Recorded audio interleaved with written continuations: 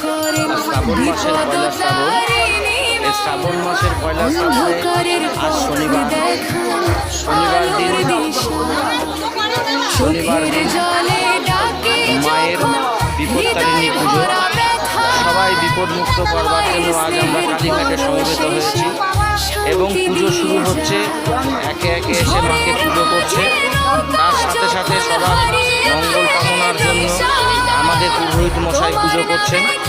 এই পুজোতে শান্তি কামনা করে সকলের শান্তির জন্য, বিপদমুক্ত করবার জন্য আশা করব এই পুজোতে মা সকলকে আশীর্বাদ করবে এবং আশীর্বাদ করে সকলের বিপদমুক্ত করবে এবং যারা আজকে পুজোয় এসেছেন সকলকে জানাই আন্তরিক শুভেচ্ছা।